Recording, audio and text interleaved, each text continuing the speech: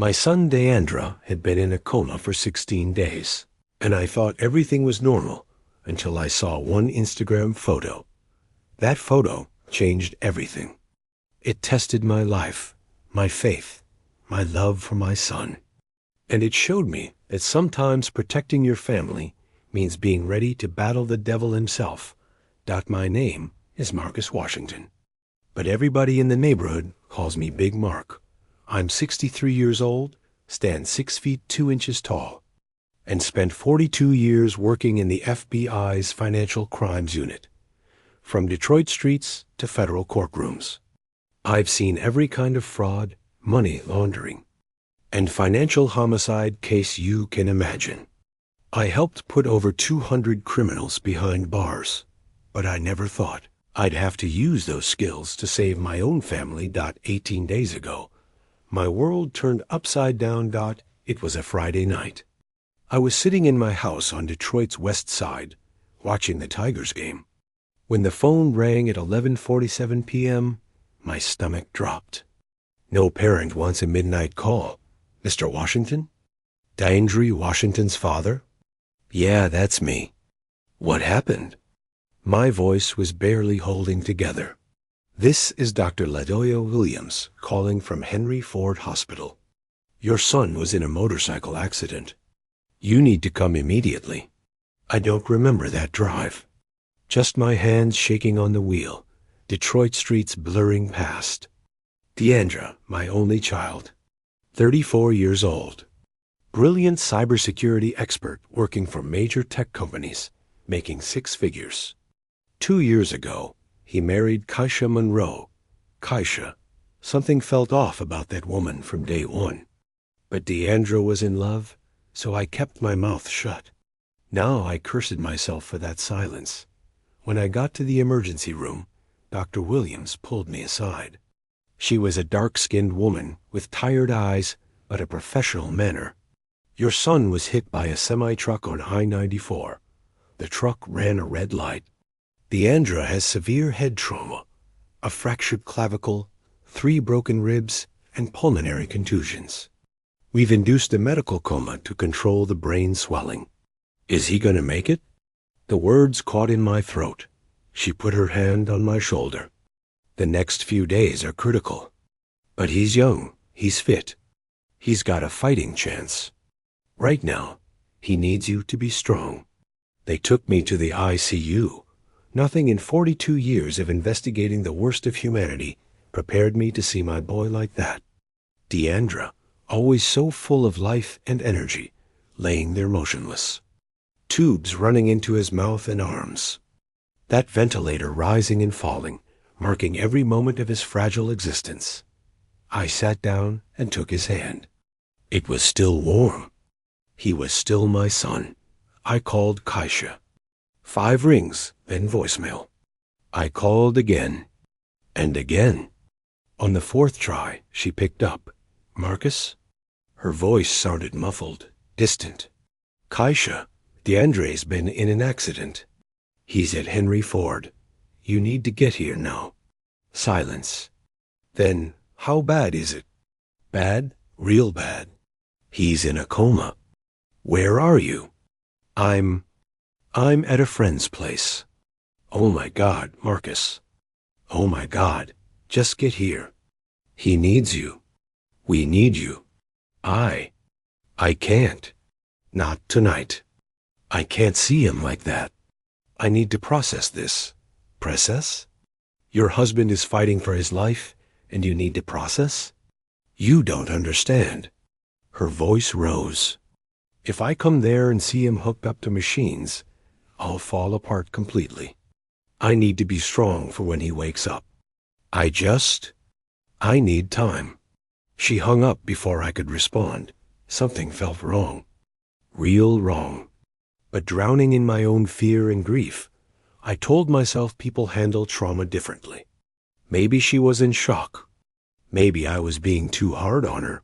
I settled into a routine that became my new reality. Every morning at 6:30 a.m., I'd arrive at the hospital. I'd sit next to Deandra, read him the Detroit Free Press, Tell him stories from when he was a boy growing up on 7 Mile Road. The doctors say coma patients can sometimes hear you. Dr. Raymond Tucker, the lead neurologist, was a middle-aged brother with infinite patience for explaining every detail of DeAndre's condition. The brain swelling is decreasing, he told me on day 5. That's good. Very good. His body's responding to treatment. Now it's just a matter of time. How much time? Can't say for sure. Could be days, could be weeks. Every patient's different. But there's reason to be hopeful, Mr. Washington. Kaisha still hadn't shown up. She called once a day, always the same story. She was processing. She was devastated. She couldn't bear to see him like that. Her calls got shorter, more mechanical, more hollow. It was Miss Geneva who showed me the first sign that something was deeply wrong. Day 8. I'd come home only to shower and grab clean clothes.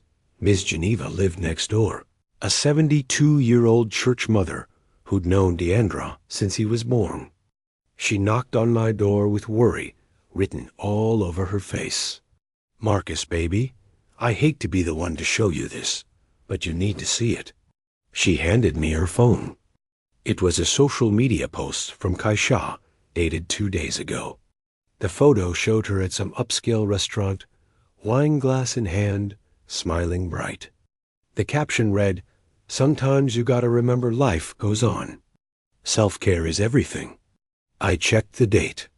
Day 3. 3 days after the accident. While I was sitting vigil by my son's hospital bed, she was having 5-star dinners. There's more, Miss Geneva said softly, swiping the screen. Another photo. Kaisha at a spa. Much-needed relaxation day. Another one. Kaisha with friends at some club. Friends are life. All posted within the last 5 days. A cold, hard knot settled in my gut. This wasn't grief. This wasn't somebody struggling with trauma. This was somebody who'd already moved on. Thank you, Geneva, I said, handing back her phone. I needed to see this. That night, sitting next to Deandra in the ICU's silence, I made a decision. I was going to investigate. If there's one thing 42 years in the FBI taught me, it's that when people act strange, they're usually hiding something. And my instinct, sharpened by decades of exposing lies, screamed that Kaisha was hiding a whole lot more than simple grief. Next morning, I started my investigation. Systematic, methodical. DeAndre had given me access to his primary bank accounts years back when he bought his house in Southfield. Just in case something ever happens to me, Pops, he'd said. Never thought I'd have to use that access like this. I sat in the hospital cafeteria with my laptop, connecting to the Wi-Fi and logging into DeAndre's banking portal. At first, everything looked normal. Mortgage payments, utilities, credit cards. But then I noticed something odd. There was an investment account that last time I checked held about $425,000. DeAndre's life savings plus profit from his cybersecurity consulting business. Now it showed only $89,300. More than $335,000 had vanished. Air left my lungs. With trembling hands, I checked the transaction history. The transfers started 3 months ago. Small at first. $5,000 here, $8,000 there. Then bigger amounts. $45,000, $75,000. The most recent one, $115,000, had been made exactly 12 days ago. 4 days before DeAndre's accident. Each transfer had generic descriptions. Real estate investment, emergency fund, home renovation, business opportunity. But when I traced the destination account numbers, none belonged to recognized institutions. They were personal accounts. My FBI training kicked in. I took screenshots of everything, downloaded full statements, created a spreadsheet documenting every transfer, date, Amount. Destination. Then I dug deeper. I found something that made my blood run ice cold. An automatic transfer, programmed to execute upon the account holder's death. $275,000 would automatically transfer to an offshore account in the Bahamas. This wasn't just suspicious anymore. This was evidence of premeditated crime. But the most devastating discovery came when I checked DeAndre's email. He used the same password for almost everything, a habit I'd warned him to change. Now that carelessness might save his life, I found a deleted folder Deandra never emptied. And there, like a gift from God himself, were emails Kaija thought she'd erased forever. Messages between her and someone named T, using an anonymous Gmail account. The first one was from 5 months ago. T, how much longer we gotta wait? I'm tired of pretending. Tired of watching you with him. Kaisha, patience, baby. The plan's working. I've moved almost half of it. 6 more months and we'll have everything. Then it's just me and you. He doesn't suspect a thing. I kept reading. Each message drove the knife deeper. T, what if he notices the transfers? Kaisha, he won't. That nerd's so obsessed with his computers, he never checks finances. I handle everything. T, I love you. Can't wait till it's just us on that beach in Cabo.ke. ISH, soon, baby. Real soon. The tech millionaire will be just a bad memory and will be rich and free. I forced myself to keep reading, even though every word was poison. The last email was from 2 weeks before the accident. Kaija, change of plans. Got something better. A $650,000 life insurance policy. If something happened to him, it'd be way faster than draining accounts little by little. T, what you saying, Cash? Kaisha, nothing. Just saying sometimes the universe gives you opportunities, and you gotta be ready to take them. I slammed the laptop shut, hands shaking uncontrollably. This wasn't just theft. Wasn't just infidelity. There was a $650,000 life insurance policy taken out without Bandre's knowledge. And that cryptic message about opportunities, sent days before my son nearly died. I needed verification. I called an old colleague, Robert Bobby Stone, who now worked as an insurance fraud investigator. Big Mark. Long time, brother? What you need? Bobby, I need you to verify if a life insurance policy exists for my son, Deandra Washington. Give me a minute. I heard keyboard clicking. Here it is. American National Life. $650,000 term policy. Beneficiary, Kaisha Monroe Washington, wife. Policy was activated. He paused. 13 days ago. 7 days before the accident. Who took it out? Says here it was an online application, digitally signed by both spouses. My son's in a coma, Bobby. I guarantee you he didn't sign anything. Heavy silence on the line. Mark, what's really going on? Insurance fraud, Bobby. Maybe something way worse.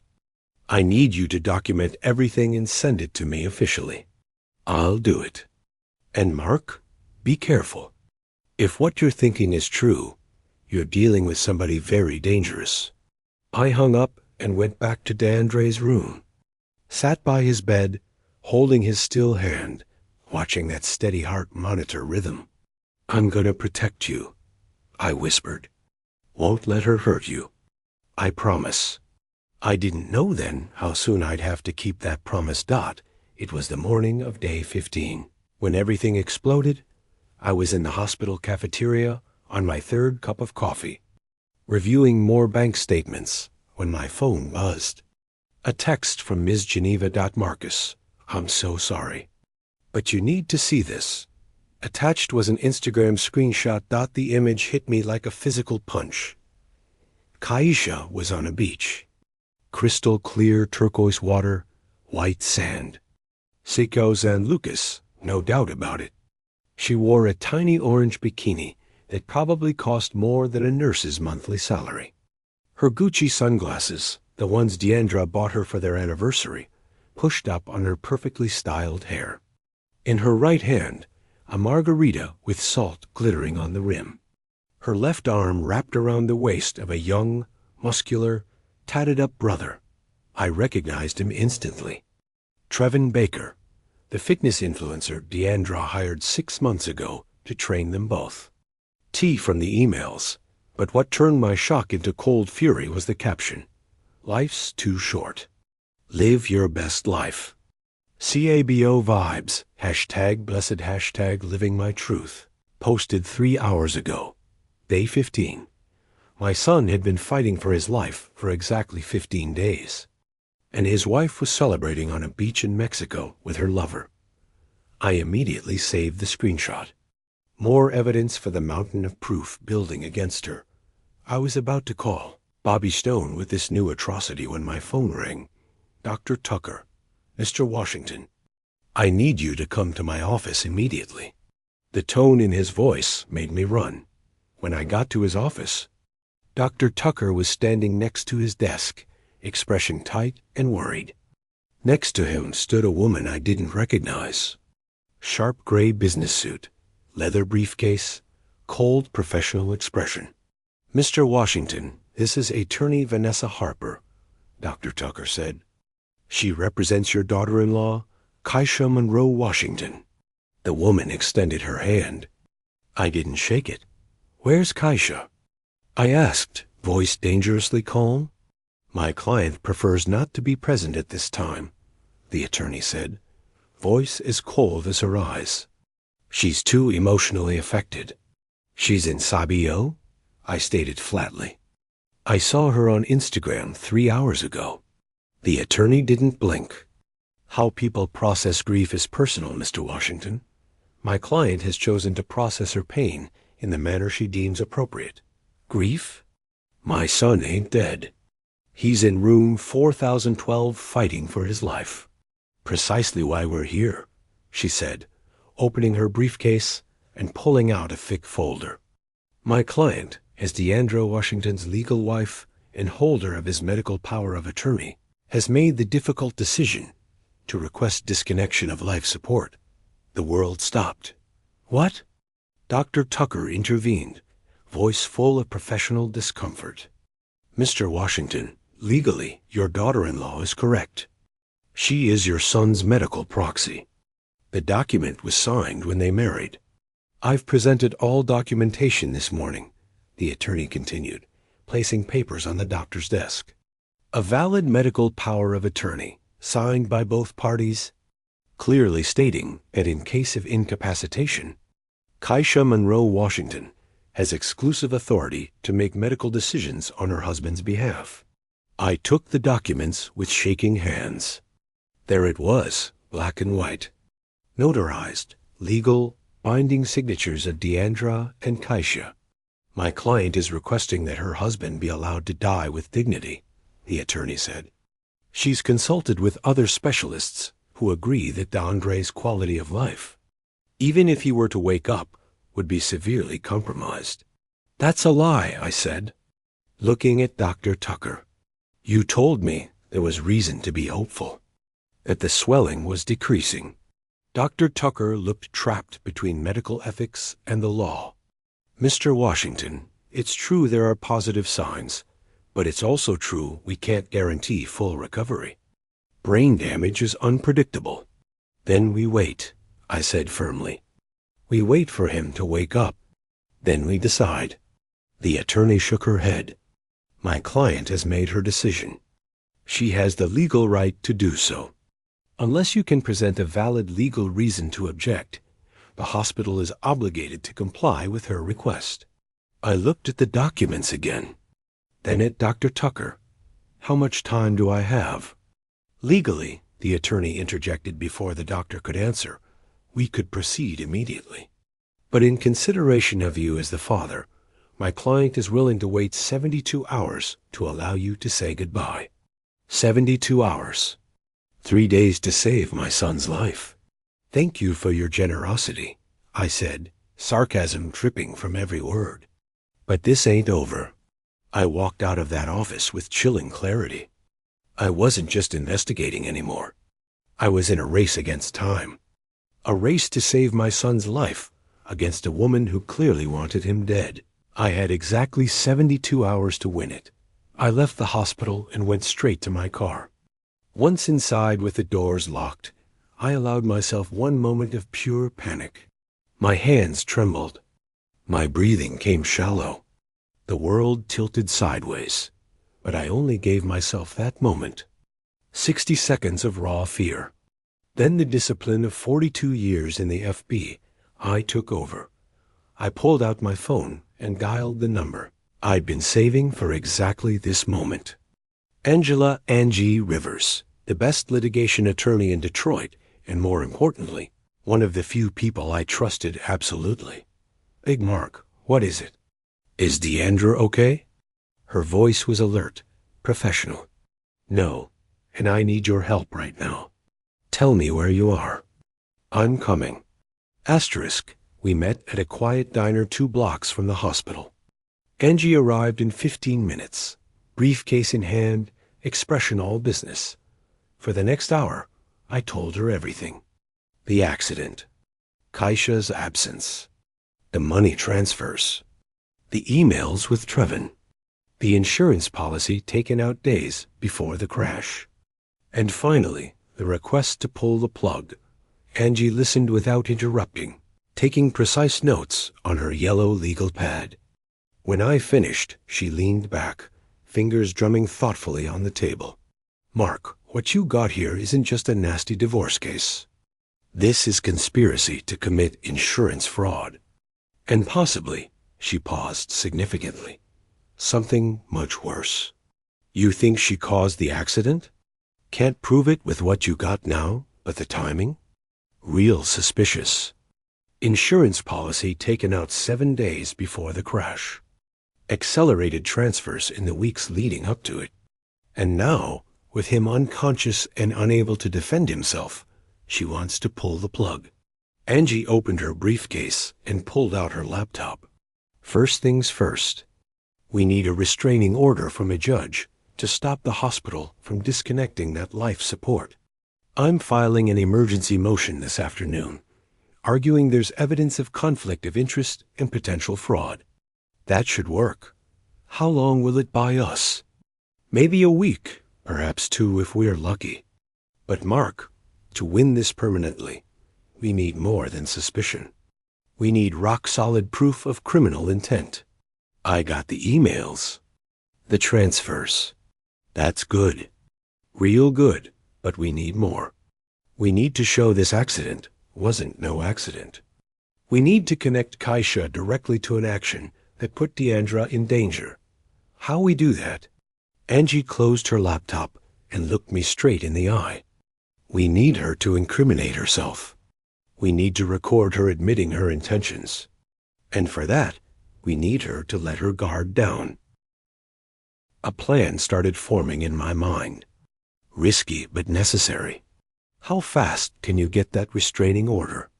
If I file now, I can get an emergency hearing scheduled for tomorrow morning. Do it. And meantime, I'll get the extra proof we need.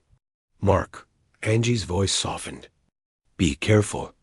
If Kaisha's capable of what you suspect, she ain't gonna react well when she finds out you're investigating.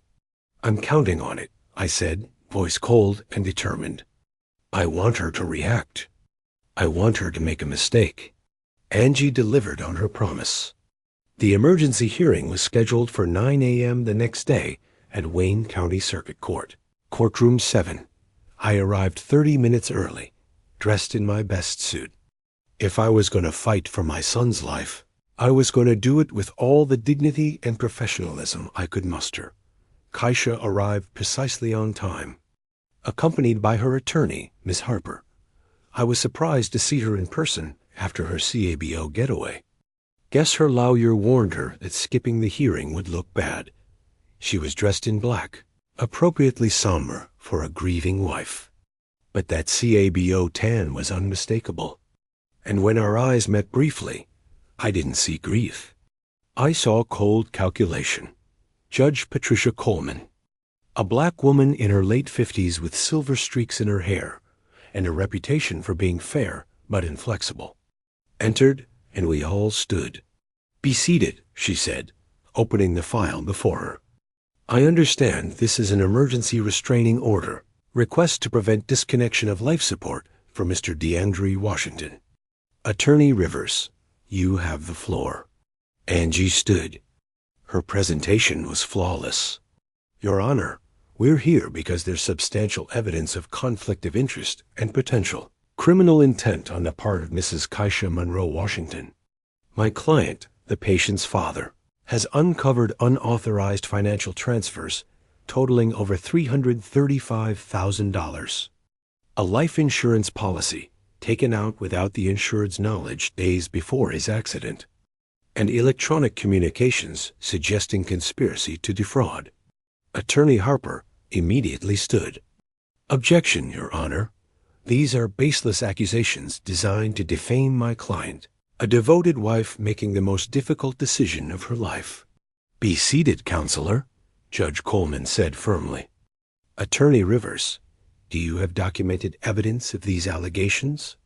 "Yes, Your Honor." Angie placed a thick folder on the judge's bench. Bank statements showing unauthorized transfers, copies of emails between Mrs. Washington and a third party discussing plans to empty accounts and disappear together, and documentation of the $650,000 life insurance policy taken out without the insured's knowledge. Judge Coleman took the folder and began reviewing documents. The silence in the courtroom was absolute. I could hear the wall clock ticking, marking every second of my son's life. After what felt like an eternity, the judge looked up. "Attorney Harper, are you prepared to respond to these allegations?" Keisha leaned over and whispered something to her attorney. I saw Ms. Harper's expression harden slightly. "Your Honor, my client categorically denies any wrongdoing. The money transfers were for legitimate investments approved by her husband. The emails are taken out of context, and the insurance policy was a joint decision made by both spouses as part of their marital financial planning." "Taken out of context?" Angie interjected, voice sharp. "How do you take the tech millionaire will be just a bad memory out of context?" "That's enough." Judge Coleman struck her gavel. "Attorney Rivers, save your rhetoric for trial. Attorney Harper, your client will have the opportunity to defend herself properly in a full proceeding." She leaned back, fingers drumming thoughtfully on the desk. "This is an extraordinarily delicate situation. On one hand, Mrs. Washington has the legal right as medical proxy. On the other hand, there's sufficient evidence of conflict of interest that warrants investigation." She paused, looking directly at Keisha.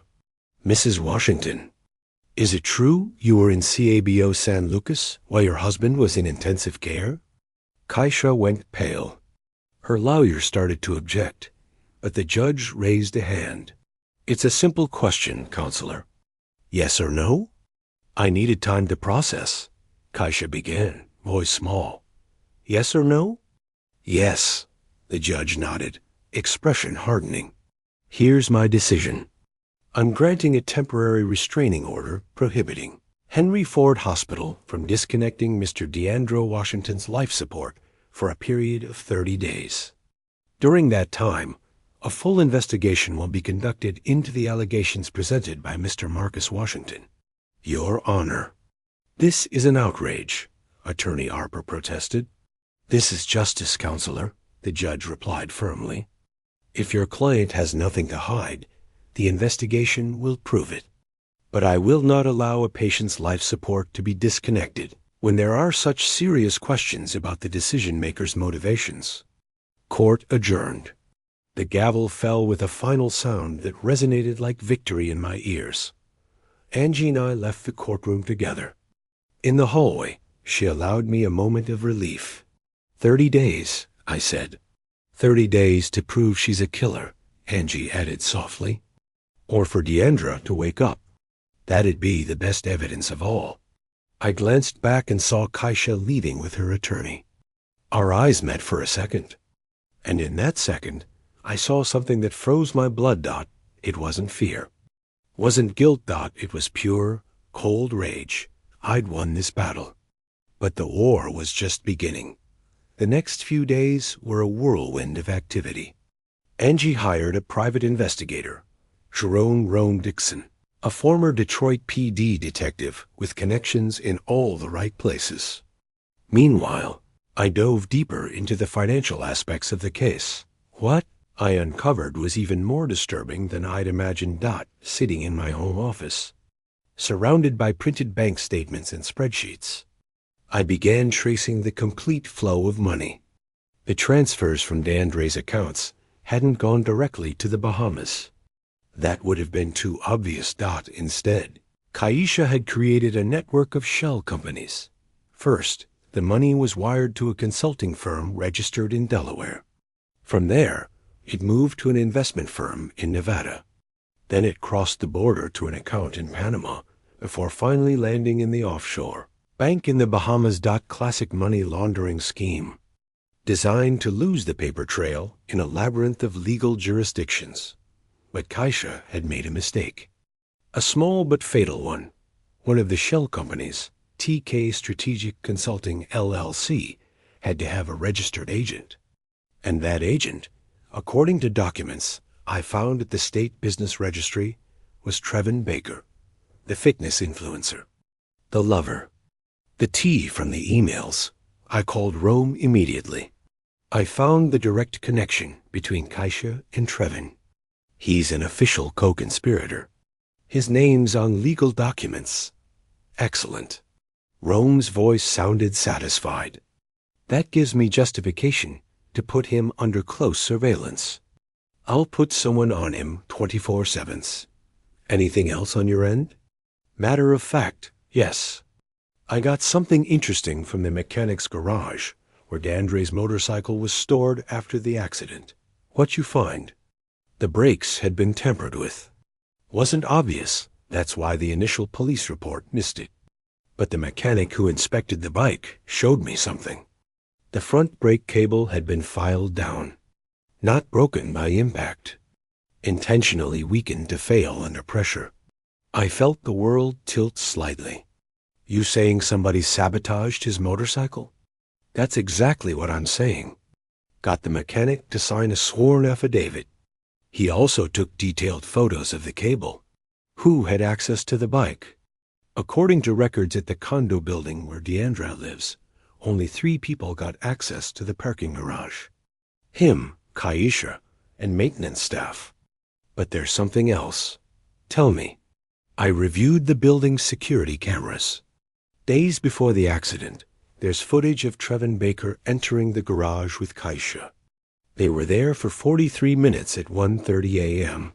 The picture was crystal clear. Keisha had taken Trevin into the garage. He had the technical know-how. I later discovered he'd previously worked as a motorcycle mechanic before becoming a fitness influencer. They'd sabotaged DeAndre's motorcycle. It wasn't an accident. It was attempted murder. Rome, I need those recordings. All of them. Already got 'em. And there's more. I found the security guard who was on duty that night. For $500, he told me Kaisha paid him $5,000 to forget he saw anything that night. He's willing to testify. The pieces were falling into place. We had the financial motive. We had the conspiracy emails. We had evidence of sabotage. And now we had witnesses. Rome, you done brilliant work. Just doing my job, Big Mark. But be careful. These people already tried to kill your son once. They won't stop just because you discovered them. He was right. And that night, I'd discover exactly how. Dangerous they truly were. It was 10:45. P.M. when I heard glass shatter in my kitchen. Was in my office reviewing documents one last time when the sound made me jump from my chair. I ran toward the kitchen and found the window broken. Glass scattered across the linoleum floor. And amongst the glass, wrapped around a brick, was a note. With trembling hands, I unwrapped the paper. The message was written with letters cut from magazines, like something from a bad movie. Stop investigating, or the next accident will be yours. Last warning. I called the police immediately.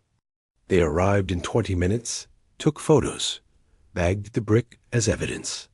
But the officer in charge, a young white cop who looked barely out of the academy, looked at me with ill-concealed skepticism. "Mr. Washington, do you have any idea who might have done this?" "My daughter-in-law," I said flatly. "She's trying to intimidate me into dropping the investigation." "Your daughter-in-law?" The officer exchanged a glance with his partner. "And why are you investigating her?" "Because she tried to kill my son to collect a $650,000 life insurance policy." Skepticism turned to disbelief. "Mr. Washington, that's a very serious accusation." "Do you have proof?" 30 pages of proof. Bank transfers, emails, evidence of mechanical sabotage. Everything. Then you should file a formal complaint. I already did. There's an active case in Wayne County Circuit Court. The officer took a few more notes, but I could see he wasn't taking me seriously. To him, I was just a paranoid old man having family problems. After they left, I called Rome. I need protection. Kaisha's escalating. I'm on my way. And Mark? This is good. Good? How's being threatened good? Because they're scared. Desperate people make mistakes. And when they make their next mistake, we're going to be ready to catch it. I didn't sleep that night. I sat in my living room with the lights off, watching the street through the curtains, waiting for something. Another brick. An unfamiliar car. A shadow in the yard. But nothing came. The message had been sent. The question was, would I give up? The answer, of course, was hell no. Not when my son's life was at stake. It was the morning of day 23 when I received the call that changed everything. I was home drinking coffee, reviewing Rome's latest report, when my phone rang. Dr. Tucker. "Mr. Washington, you need to come to the hospital. Now." My heart stopped. "What happened?"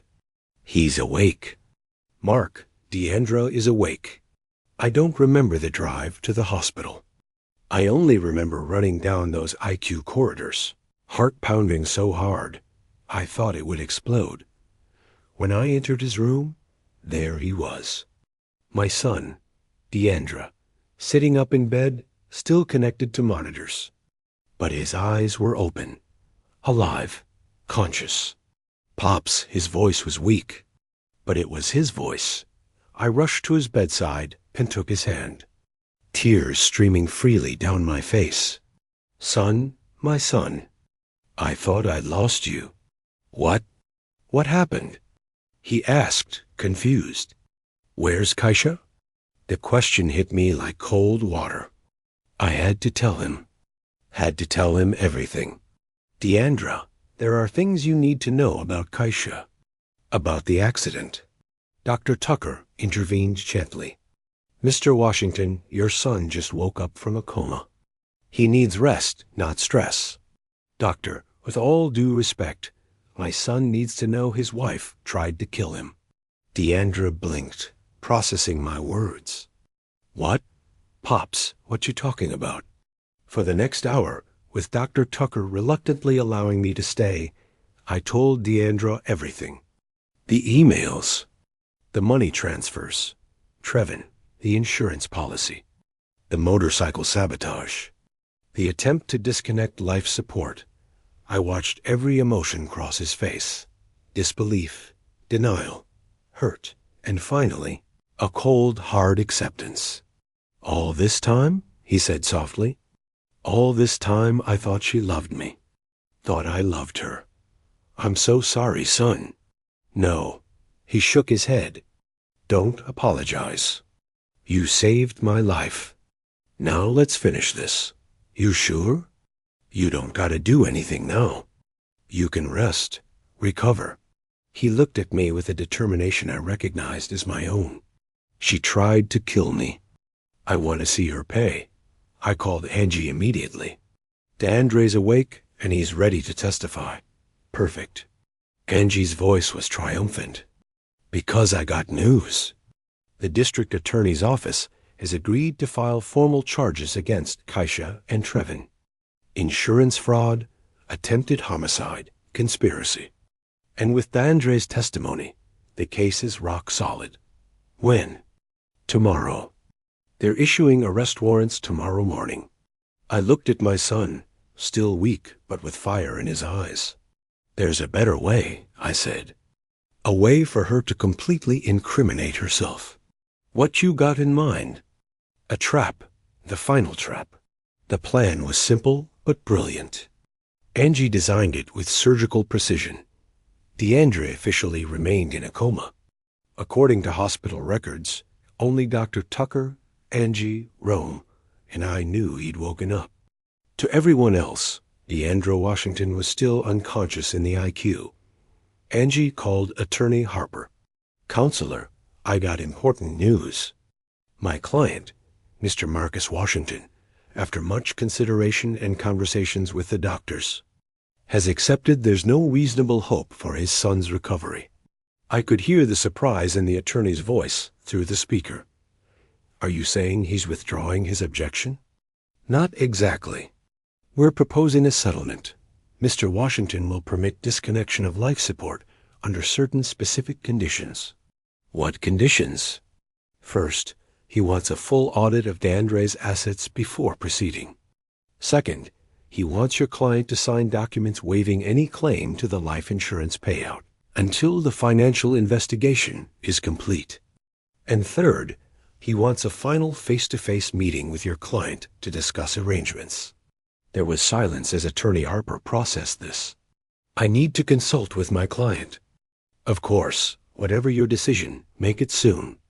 Counselor, Mr. Washington is suffering and wants to end this one way or another. The answer came 2 hours later. Kaisha agreed to all conditions. The meeting was scheduled for 2 p.m. the next day at Angie's office. That night, Rome installed hidden cameras and microphones in Angie's conference room. Everything would be recorded, documented, preserved. She's coming with her lawyer, I told Angie. How are we going to get her to talk freely? Trust me. Angie smiled. I got a plan for that too. I arrived at Angie's office an hour early the next day. DeAndre was already there, sitting in an adjacent room connected to a portable heart monitor. The doctors had insisted he shouldn't be out of the hospital, but DeAndre had been adamant. I need to see her, he'd said. I need to look her in the eye when she realizes she lost. At exactly 2 p.m., Kaisha arrived with Attorney Harper. Kaisha was dressed in black, appropriately somber for a widow about to make the most difficult decision of her life. But her eyes, when they swept the conference room, were bright with ill-concealed anticipation. Angie and I sat on one side of the long mahogany table. Kaisha and her lawyer sat opposite. Thank you for coming, Angie began professionally. As we discussed, Mr. Washington has agreed to withdraw his objection to disconnection of life support under certain conditions. We understand, Attorney Harper said. My client is prepared to cooperate with the financial audit and has brought the signed insurance waiver documents. Excellent. Angie took the papers. Mr. Washington, is there anything you'd like to say before we proceed? I looked at Kaisha directly in the eyes.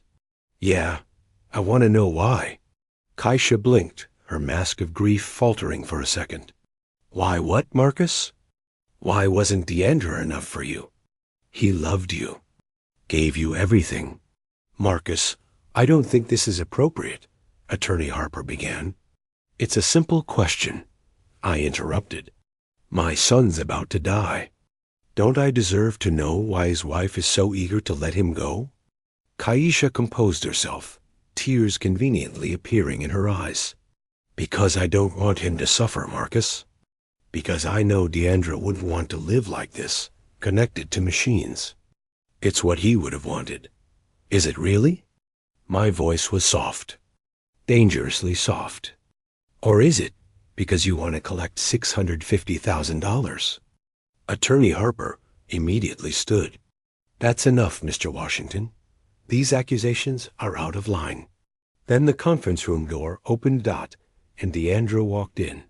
The effect was like detonating a bomb. Kaisha went completely white, color draining from her face. Her mouth opened, but no sound came out. Her eyes widened with pure, absolute terror.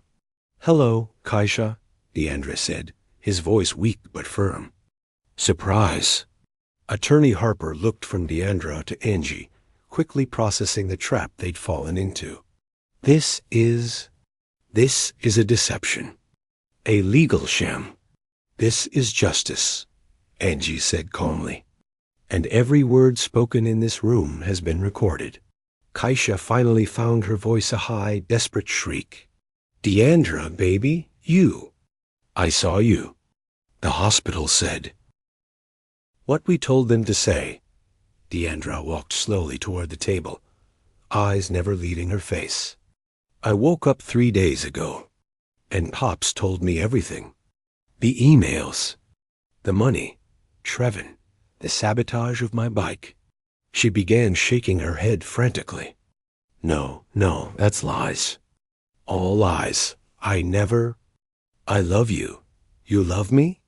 Deandra's voice cracked with contained emotion. You love the tech millionaire you planned to turn into a bad memory? Tears began running down Kaisha's cheeks, but they weren't tears of performative sadness anymore. They were tears of pure panic. I can explain. The emails were taken out of context. Trevin and I were just friends. Friends who sabotaged my motorcycle together at 1:30 a.m.? Deandra pulled out a folder and slid it across the table. We got the security recordings. We got the guard's testimony. We got the mechanic's report showing the brakes were intentionally filed down. At that moment, the door opened again. 2 men in dark suits entered. Detroit Police Department badges hanging from their necks. Kaisha Monroe, Washington, the first one said. You're under arrest for attempted murder, insurance fraud, and conspiracy to commit murder. You have the right to remain silent. But Kaisha was no longer listening. She'd completely collapsed, sobbing uncontrollably. Her entire mask of composure shattered. Attorney Harper, to her credit, remained professional to the end. My client will say nothing further without my presence. As the officers handcuffed Kaisha and led her out of the room, she looked at me one last time. And in that gaze, I saw the exact moment she understood the complete truth, that it wasn't just that Deandra was alive. Wasn't just that her plan had failed. It was that she'd been beaten at her own game by a retired FBI agent and a father who refused to give up. The last I saw of her, she was being led down the hallway, handcuffed, weeping, completely broken. The game was over, and she had lost. The following weeks were a whirlwind of legal activity. Kaisha and Trevin were formally charged with a list of crimes that would have taken a full page to list. The evidence we'd collected was overwhelming. The emails, the bank transfers, the security recordings, the guard's testimony, the mechanic's report, and of course, the recording of the meeting in Angie's office, where Kaisha had fatally incriminated herself by panicking in front of a living Deandra. Her lawyers tried to negotiate a plea deal. They offered that Kaisha would plead guilty to fraud if they dropped the attempted murder charges. Angie rejected the offer without even consulting us. No deals, she said firmly. They gonna face every charge, and they gonna pay for every one. The trial was swift. With all the documented evidence, the defense had nowhere to hide. They tried to argue the money transfers had been authorized, but Kaisha's own emails, admitting to stealing from Deandra, destroyed that theory. They tried to suggest the motorcycle sabotage had been carried out by someone else, but the devastating testimony of the security guard who'd seen them that night was lethal. DeAndre testified on the second day of trial. Seeing him sit in the witness box, still weak but unbroken, recounting how he'd trusted this woman with his life and his future, it was one of the most painful and proud moments of my life as a father. The prosecutor asked him how he felt knowing his wife had tried to murder him. DeAndre showed no emotion, only cold, resolute calm. "I feel betrayed," he said simply. "But more than that, I feel grateful. Grateful that my pops never gave up, that he saw what I was too blind to see, and grateful to be alive to make sure she faces justice." The verdict came after only 3 hours of deliberation. Guilty on all counts. Kaisha completely collapsed when the verdict was read. Her sobs filled the courtroom, but this time there was no sympathy on the jurors' faces, only disgust. The sentencing was handed down 2 weeks later. Judge Coleman, severe and implacable, looked down from the bench. "Mrs. Monroe Washington, you not only attempted to murder your husband for money, you did so in the coldest, most calculated manner imaginable. You conspired, you planned, you sabotaged. And when your first attempt failed, you tried to finish the job by manipulating the medical system to pull his life support.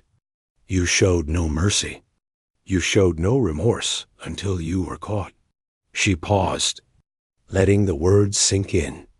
"I sentence you to 20 years in federal prison for attempted murder, plus 7 years for insurance fraud, to be served consecutively.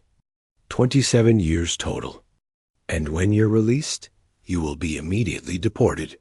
Kaisha tried to say something, but her voice was lost in sobs. Shrevin received 15 years as an accomplice. His defense that he was only in love and manipulated fell on deaf ears when the prosecutor showed he'd been paid $55,000 for his participation in the sabotage. When it was all over, when they were let out of the courtroom in handcuffs, I turned to DeAndre. "It's finished." "Not completely," he replied. "There's still something I need to do." The following months were about healing. DeAndre, despite all his trauma, made a remarkable recovery.